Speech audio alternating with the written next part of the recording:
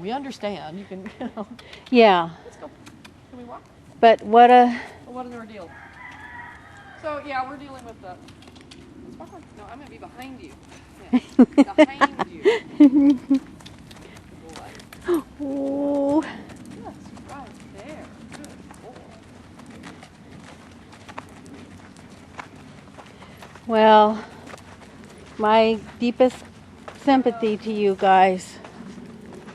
It's not easy. So that phone call, the other part of it was Ronnie is starting to, oh, that can't be down there. What a good boy. Let that bang into your camera. I'm going to clip this onto the hand. Okay. The other one is, yeah. The other one is, It'll probably be bouncing down. yeah, that would be a good lesson. Kind of like the dog we got loose in obedience class the other night. Distraction. Nothing like having a Rottweiler tearing around the class who has the squeaky toy that belongs to the instructor's dog. Oh dear. The instructor's dog, who's marvelous and is staying in a sit-stay, but is really ticked off because his toy is in the mouth of that slobbering Rottweiler, who is so happy running around like a Labrador with this thing in his mouth. And all the other dogs are, you know, sit-stay, put them right next to you and leave them right there. You're not going to distract the other dog. Eventually they'll round them up. So for about 5 minutes, we got to watch a rather euphoric Rottweiler run around with the squeaky toy. And then he broke it. Oh. It doesn't squeak now. So, yeah, Trainer's dog is not pleased with it. It tastes like Rottweiler and it doesn't squeak. You ruined my toy. Now what, you got a new German Shepherd? He's not a shepherd. He's kind of an interesting collection of things. Daddy looked like a bearded collie. Mom looked kind of like a black lab Doberman mix. Oh, okay. But he kind of looks like an Airedale. Oh. And he's the sweetest dog. He just adores Jenny. He picked her. And he's just such a puppy. He's totally wiggles and wags and happy to see you and follows you everywhere. And he's doing really well. He's very smart. He's handling obedience class really well, and so is she. It's been really good for both of them. Oh boy, Kathy, good for you. So there's that. But yeah, Ronnie has been exerting his independence being a 13-year-old. I'm going to cut off this end of the room. Good boy.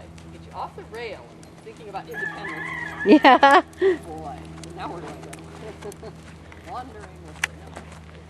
Good boy. Good boy. Oh.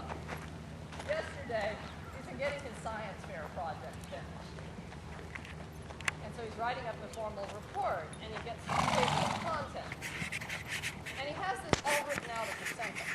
Oh. Ronnie, you know what a table of contents looks like? Well, it doesn't have to look like that.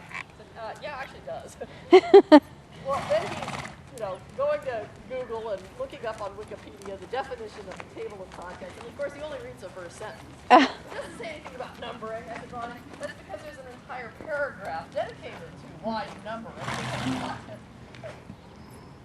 Oh my gosh, we went rounds on this. We went 90 minutes on this. He's remarkably stubborn when he wants to be. So finally he conceded that perhaps even since his teacher had given an example of the table of contents, and she had page numbers too, like, really? Was that battle worth fighting? So last night he had one out with Doug, and it was regarding the definition of the word resistance versus resistant. Which, when you're working with conductivity, resistance is a noun. Ah. We're working, and it's not interchangeable. We're dealing with a specific value here, not you just don't want it. Yeah. So I was so pleased that Doug got to be on the receiving end of one of these arguments last night, because he's been out quite a bit. He's been fencing quite a bit. With his dad's estate and all, he just hasn't been tied into the kids for the last couple of months. Well, yeah. Normally is. So when I told him how tough we had it the other night, he kind of laughed about it. He wasn't laughing last night. I'm just really glad you got to experience this firsthand. He was. He finally came around to it. He's still grumbling about it, but I think some years. But you know, Kathy, that really tells me a lot that he is such a free thinker and feels like he can challenge and. Well, yeah, I mean, he's comfortable in his skin that he knows he can, question. And that you guys can have this kind of a conversation. That doing this in the context of the home is appropriate. Yeah. Doing this in your classroom, maybe not so much. So Yeah, we're getting to be the guinea pigs. This tests his independence out on us. It's bringing back some very funny memories. I think he was 3, and he saw the word photo, and I was explaining to him that's not pronounced pahodo, and how wrong it was that PH sounds like an F. Yes. And this was just, no, you're making that up. That can't be. And then I showed him Philadelphia, and he was just mortified that the English language wasn't So silly.